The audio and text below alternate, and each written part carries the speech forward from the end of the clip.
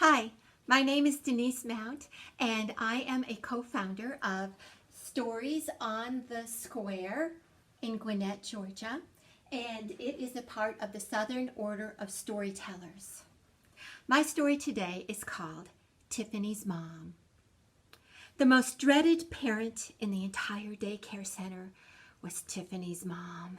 And the reason Tiffany's mom was the most dreaded parent in the entire daycare center was because Tiffany herself was a baby in the infant room.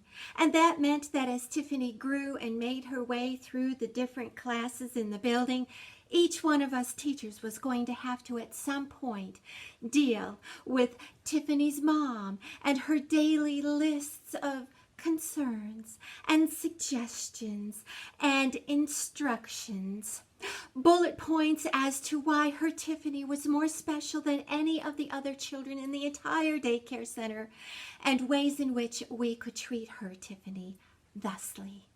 She was a demanding mom, and management jumped through hoops to keep her happy. I was Miss Denise. My class was the 18-month-old kids. I loved those kids. They find joy in every waking moment, and they don't talk much yet, and so they don't tattle to their parents at the end of the day on me, and so that to me was worth more than all the diapers that I had to change when I worked there. Now, management tried their best to keep Tiffany's mom away from me, and yet she still seemed to try to gravitate toward me, chat. And in the mornings, Tiffany's mom would arrive very, very early, and she would drop Tiffany off in the common area. And then she'd look around the room, and when she made eye contact with me, she would start to make her way over to me. And invariably, she'd be intercepted by either another teacher or someone from the front office.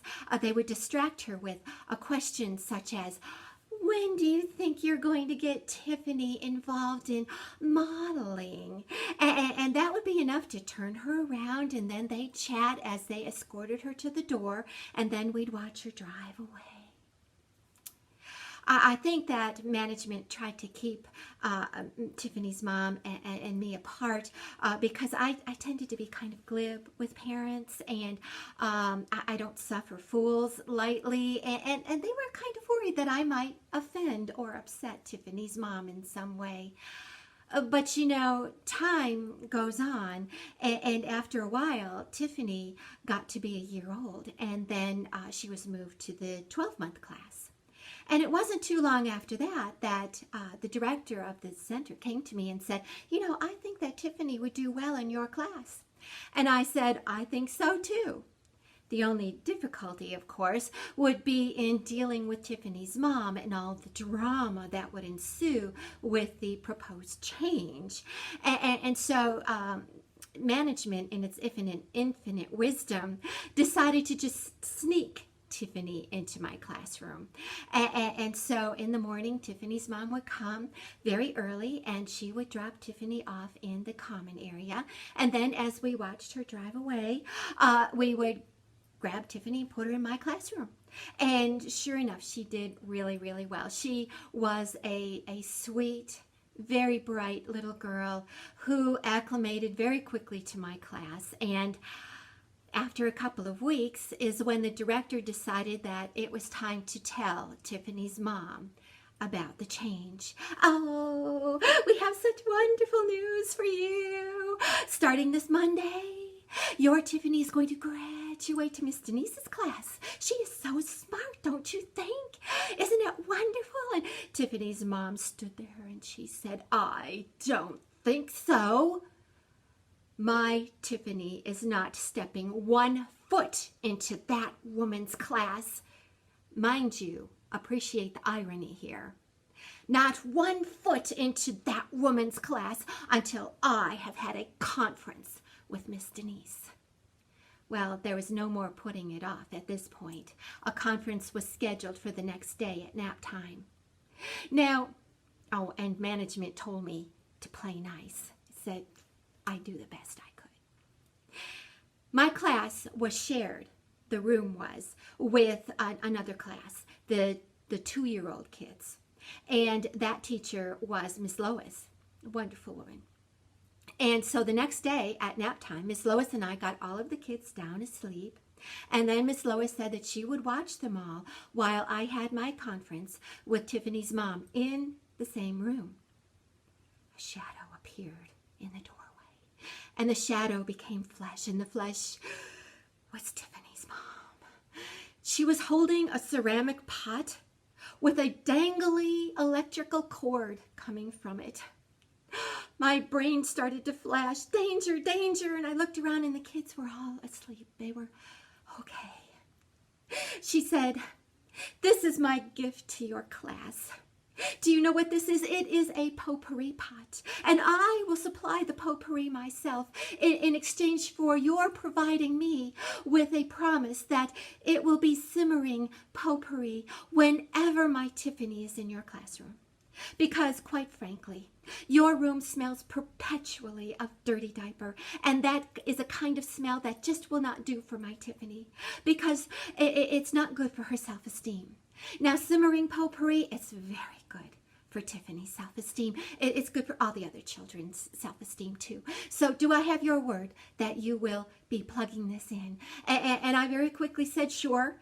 And yet, as she kept on talking, my mind started to wander, and I realized, well, heck no, I'm never going to be plugging in this potpourri. I mean, all of the electrical cord outlets were down low and had childproof covers on them, and to open one up and introduce a plug would also be introducing the possibility of electrical shock for my kids, and then possibly pulling down the pot and breaking into sharp shards while spewing boiling liquid. I don't think so.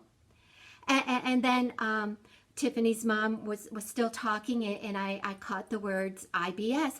And furthermore, my Tiffany has IBS. Do you know what IBS is? IBS is irritable bowel syndrome, which means that the food goes in and the food comes out very, very quickly. How often do you check the other children here for their diapers? And I didn't know what the right answer to that question was, so I decided to just take a stab, and I said every 30 minutes. And she goes, "Oh, that will never do for my Tiffany. I must extract a promise from you that you will check my Tiffany's diapers every 15 minutes, because that's how quickly something can happen. And it will not do for my Tiffany to be sitting in a dirty diaper for any length of time whatsoever. It's not good for her self-esteem. And don't be waiting to smell a dirty diaper before checking for it, because she has IBS, and that means that the food goes in and the food comes out so fast that there's never time for an odor to be processed along with it." Now, I have to confess, I don't know exactly what happened at this moment, but I blacked out, and I was unaware of my surroundings for about the next 30 seconds or so. And when I finally became aware of my surroundings again, Tiffany's mom was walking out the door, and she seemed to be all right. And Miss Lois was laughing. And I said to Miss Lois, "Did that woman just tell me that her kids' poop don't stink?" And Miss Lois said, "Yes, she did." And I just love the response that you gave her. I said something to her. Oh no, management is going to have my head. What did I say?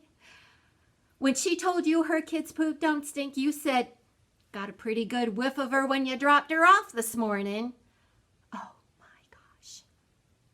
Well, with a little bit of calculations, I realized that this year, Tiffany is going to be 31 years old. And I don't know where she is or how she's doing, but I'd truly love to think that she's okay, that her self-esteem is intact and doing well, that she survived growing up with a mom like hers and having teachers like me in her past. And hopefully maybe even her IBS is all gone. Who knows?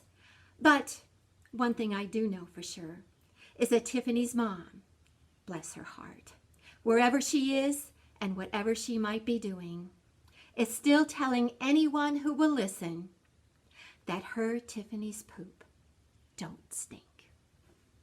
Thank you.